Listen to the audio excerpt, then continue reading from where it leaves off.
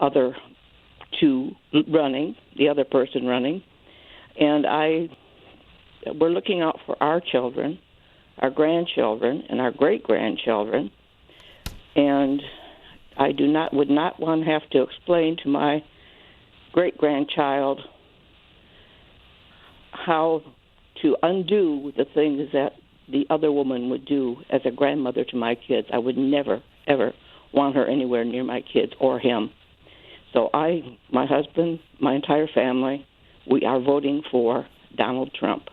He is the only person that is going to be a leader and do the right thing by appointing good Supreme Court justices so that our country can once again become a country of law and order.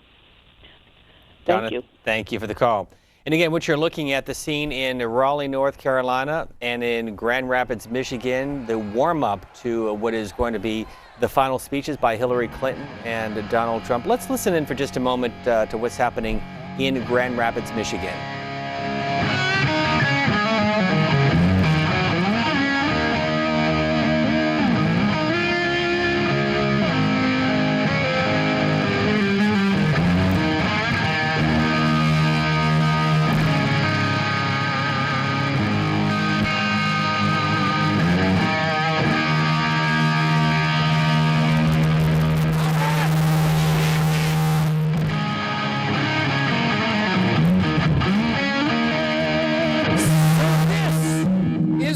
Michigan, huh?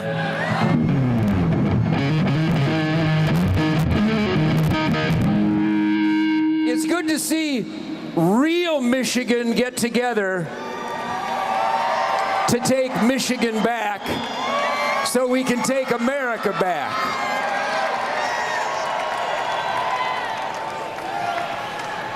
Is this enough real Michigan to take Michigan out of the blue and into the red for Donald Trump?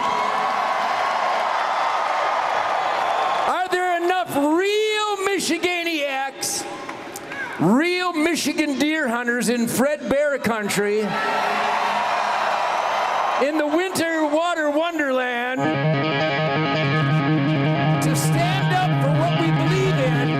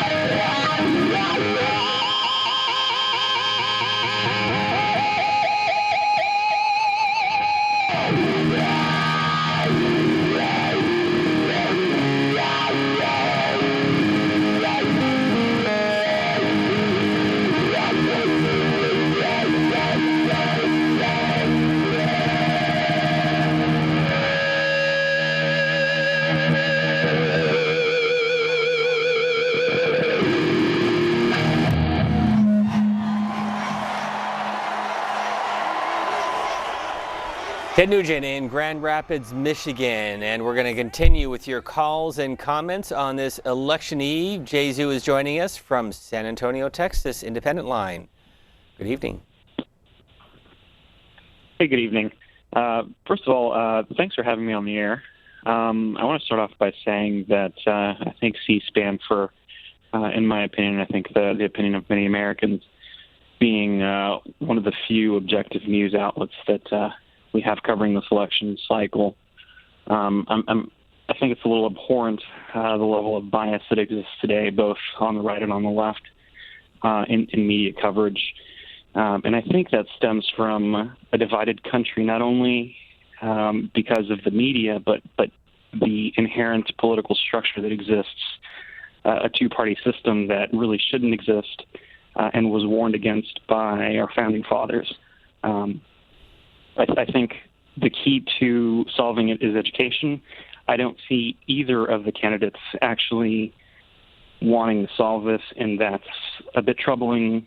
Nevertheless, I had to choose a side, and the one that I thought was proposing something a bit better for this country was the right, in this case Donald Trump, who was the only one who brought up the dangers of the national debt and the dangers of monetary inflation, which we're facing. Caller, thank you very much. We'll take one more call and then we'll get some background information on what to expect with the voting returns as they come in tomorrow from a reporter from Time Magazine. But first, Diane from Philadelphia, Democrats line. Good evening. Hi, good evening, C-SPAN, and thank you so much for your coverage. Sure, thank you. You know, you're welcome.